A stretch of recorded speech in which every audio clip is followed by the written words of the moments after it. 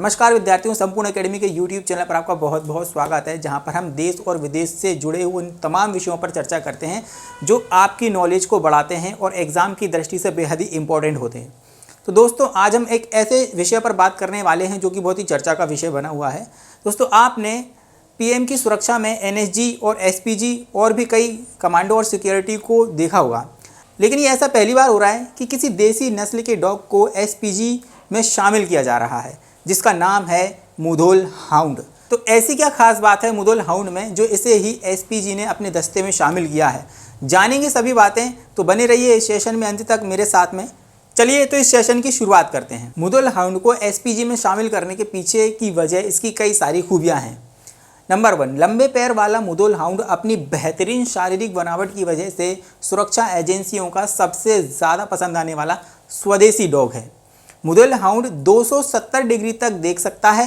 किसी भी दूसरी नस्ल के डॉग से बेहतर देखने की क्षमता की वजह से इसे SPG में शामिल किया गया है। देसी नस्ल के दूसरे कुत्तों से ज़्यादा सूंघने की क्षमता की वजह से ही मुधोल हाउंड की निगरानी और चौकसी के मामले में सबसे बेस्ट है। ये दूसरे नस्ल के कुत्तों के कंपैरिजन में थकता भी कम है और बीमार भी कम पड़ता है। यही वजह है कि इसे सेना में शामिल किया गया है।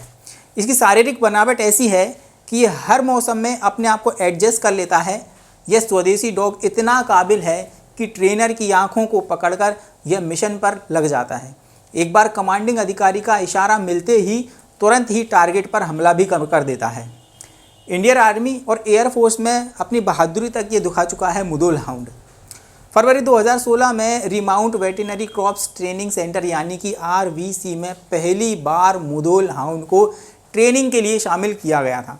2 साल बाद ही इसे सेना की टुकड़ी में भी शामिल कर लिया गया। जिस सेंटर में इसे ट्रेनिंग दी गई थी, वहाँ पहले से ही विदेशी नस्ल के डॉग्स लेब्राडोर और जर्मन शेफर्ड को भी ट्रेनिंग दी जाती रही है।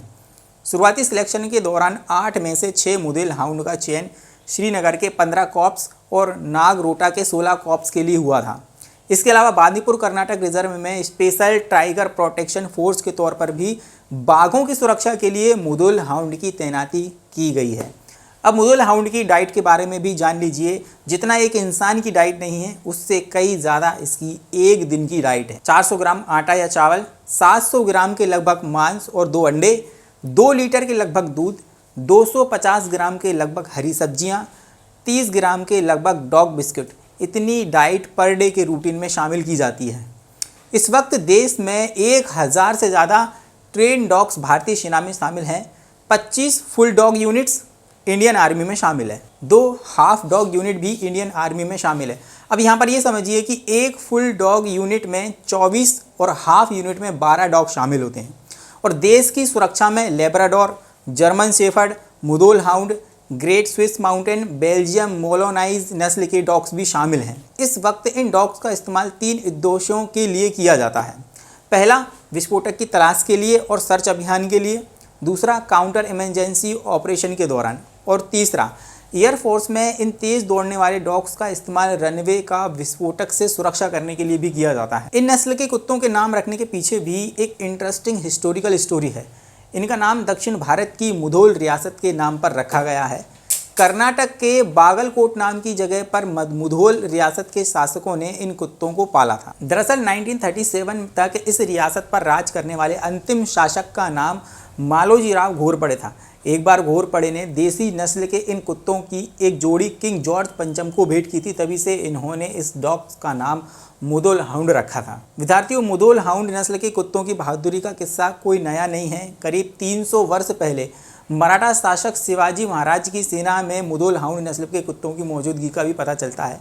वर्ष 2016 में पहली बार इन्हें भारतीय सेना के ट्रेनिंग सेंटर में शामिल किया गया था।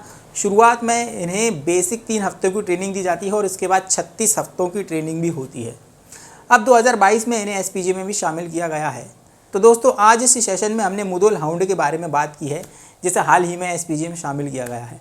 तो सेशन आप लोगों को कैसा लगा, आप ज़रूर से ज़रूर मुझे अपनी राय कमेंट सेक्शन में बता सकते हैं। और जो है, आपकी नॉलेज को बढ़ाने के लिए आप इस ऑनलाइन प्लेटफॉर्म संपूर्ण एकेडमी के ऑनलाइन प्लेटफॉर्म को आप ज़रूर से ज़रूर सब्सक्राइब करें, लाइक करें और बेल आइकन को दबाना बिल्कुल भी ना भूलें, क्योंकि ये एक ऐसा प्लेटफॉर्म है जो आपके ज्ञान को बढ़ाता है और आपको आगे की तरफ भी राह दिखाता है।